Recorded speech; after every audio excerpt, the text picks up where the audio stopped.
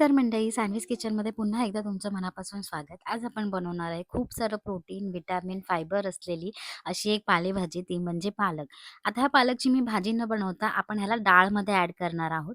सूपसारखी ही डाळ आहे म्हणजे तुम्ही अशीचही पिऊ शकता किंवा भात, चपाती याच्यासोबतही खाऊ शकता. इतकी छान लागते ही डाळ. तर सर्वप्रथम पालक स्वच्छ धुवून मी तो कापून घेतला आहे. अशा प्रकारे तुरीची, मुगाची आणि थोडी मसूरची डाळ मी घेऊन छान स्वच्छ धुतली आहे. आता हे आपल्याला पालक आणि डाळ थोडं पाणी ॲड करून कुकरला एक 2 ते 3 शिट्ट्या काढून घ्यायचं आहे, जेणेकरून ते पालक छान शिजेल. तोपर्यंत साईडला आपण इथे फोडणीची तयारी करणार आहोत. तिथे मी कांदा, टोमॅटो आणि खूप सारी लसूण घेतली आहे. हे व्यवस्थित कट करून घ्यायचं आहे आपल्याला. खूप सारे जण काय करतात, पालकचं काहीही बनवताना पालक अगोदर शिजवून घेतात आणि मग ती पानं मिक्सरला वगैरे लावून असं काहीतरी बनवतात.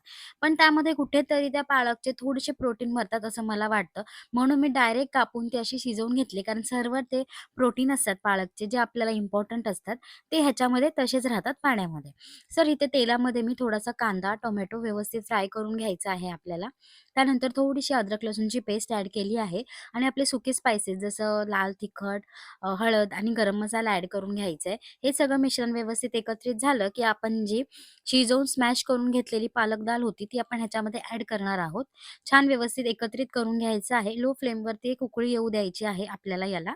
आता ह्याच्यावरती थोडंसं मीठही मी ॲड केलं आहे. आता आपण ह्याला फोडणी देणार आहोत एक वरून छान लसणीची.